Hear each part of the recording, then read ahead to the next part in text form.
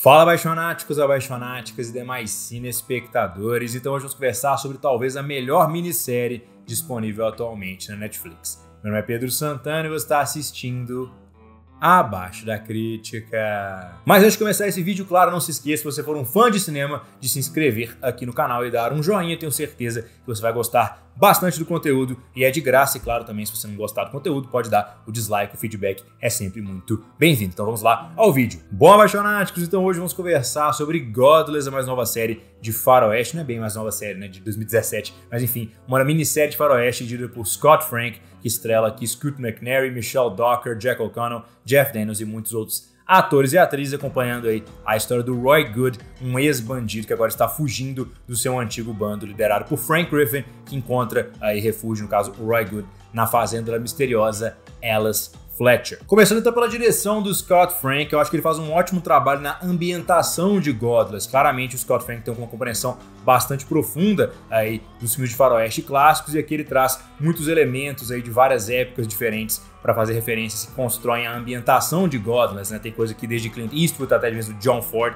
e, claro, de Sergio Leone. E parece que o Scott Frank realmente tem uma compreensão muito boa de juntar elementos do passado e homenagens para uma ambientação moderna que traz personagens com problemas complexos e que refletem questões um pouco mais atuais, e ele já tinha feito isso antes em trabalhos, por exemplo, como Logan, que ele escreveu em conjunto com o James Mangold. E aqui isso fica muito claro e muito evidente na maneira como é que Godless é filmada, né? A gente tem ali uma ambientação que é trazida a partir de uma filmagem em 60 frames por segundo, que contrasta fortemente com a tradicional abordagem de filmarmos aí séries e filmes em 24 a 30 quadros por segundo, que dá uma estética bastante distinta a Godless, né? Uma câmera que é um pouco mais fluida, se aproxima um pouquinho mais de um videogame e dá um dinamismo um pouquinho maior para uma série que tem um ritmo mais lento. Então é um contraste interessante. Isso também se observa na abordagem de luzes que a gente vê aqui ser escolhida pela cinematografia da série, que basicamente mistura luzes extremamente estilizadas com uma ambientação um pouco mais naturalista, utilizando-se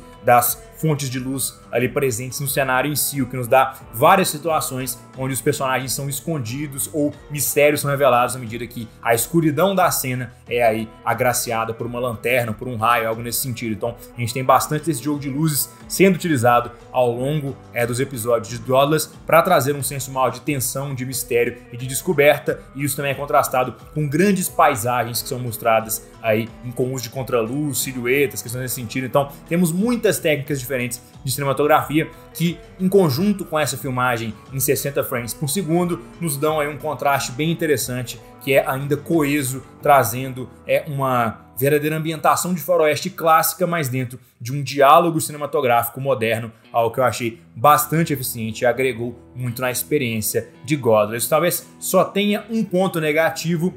nos combates assim, de armas de fogo, que tiveram uma manipulação temporal que eu achei um pouquinho estranha, que tentou trazer aí para um lado de desestilização, igual fazem, por exemplo, o Denis Villeneuve e o Taylor Sheridan, mas acaba sendo um negócio que fica um pouquinho exacerbado demais, né? A parte estilística acaba ficando mais próxima, como eu já disse, de um videogame, então essa parte especificamente eu não gostei. E também, de vez em quando, eu ficava ali um pouquinho,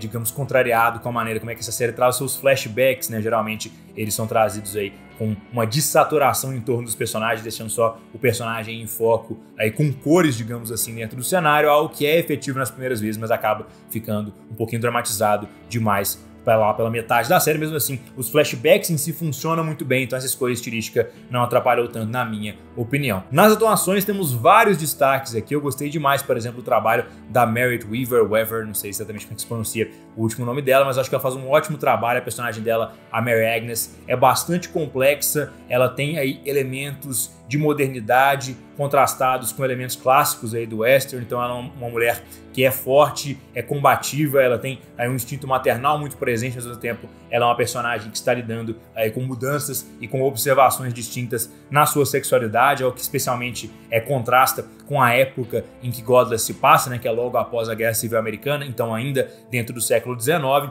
e temos ali uma personagem que é bastante multifacetada e atende a vários aí motivos ao mesmo tempo e a vários temas ao mesmo tempo. Então realmente achei uma atuação bem completa aí por parte da Merritt Wever. Também gosto muito aqui do Jeff Daniels, eu acho que ele faz um excelente vilão,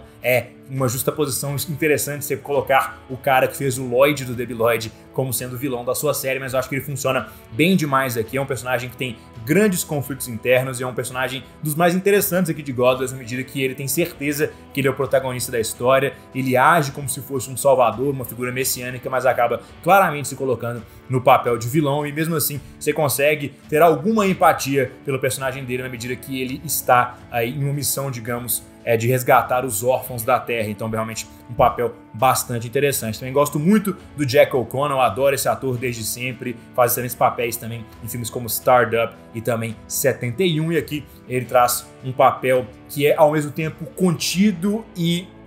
complexo, porque é um personagem que claramente é colocado na história com um tom um pouquinho mais ameaçador, mas se torna um daqueles pistoleiros folclóricos ali do Velho Oeste, né? Um cara, apesar de ser menos fisicamente imponente do que você esperaria, claramente tem uma presença aí de tela forte, tem uma presença aí bastante condizente com sua habilidade no gatilho de uma arma. Então, verdadeiramente um protagonista curioso na medida que ele é ao mesmo tempo frágil e pequeno, mas ele é imponente e também consegue trazer um certo ar de ameaça, na medida que ele traz um certo mistério dentro da sua caracterização. E finalmente, também gostei da Michelle Dockery, apesar de ter achado a personagem da Alice Fletcher um pouquinho subutilizada, especialmente no final da série. Eu acho que nos primeiros episódios ela tem um papel um pouquinho mais relevante, mas em geral a Alice Fletcher é uma personagem bem legal também, muito bem interpretada pela Michelle Dockery, trazendo aí traços de feminilidade sem abandonar a figura de uma mulher que é extremamente forte e também que é extremamente digamos, influente dentro do meio que ela habita. Talvez ela seja a personagem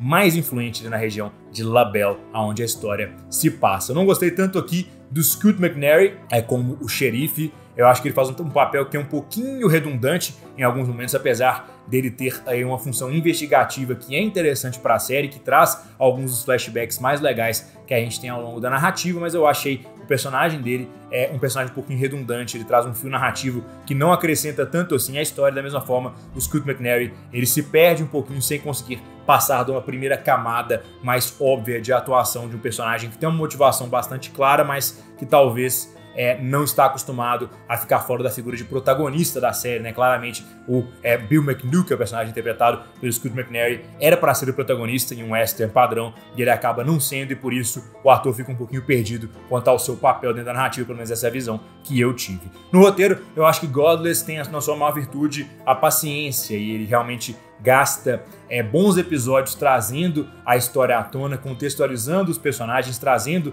as motivações, os temas, os fios narrativos, e no final isso nos dá uma conclusão extremamente tensa e satisfatória, extremamente climática, porque a gente passou ali a boa parte dos 6 episódios anteriores construindo aí um conflito final que é tido no 7º episódio, construindo toda a nossa afeição pelos mais diversos personagens aqui. Por exemplo, um personagem que eu não citei nas atuações, mas que eu acho que é um dos ótimos personagens da série, é o Whitey Wynn, que é interpretado pelo Thomas Brodie Sangster. Eu acho que o arco narrativo dele é extremamente completo, então verdadeiramente a gente tem uma disposição de personagens entre protagonistas e coadjuvantes que conversam muito bem com o ambiente que é estabelecido. Todo mundo está aqui com um propósito claro, todo mundo tem uma função narrativa a ser exercida, todo mundo tem uma história própria dentro desse universo, então acho que nos dá uma imersão muito grande dentro de Godless, o que, juntamente com a ambientação que traz elementos do western clássico, juntamente com uma filmagem que é um pouquinho mais moderna, nos traz uma das melhores minisséries disponíveis na Netflix. Claro, a gente ainda tem algum personagem ou outro aqui que é um pouquinho redundante, a gente ainda tem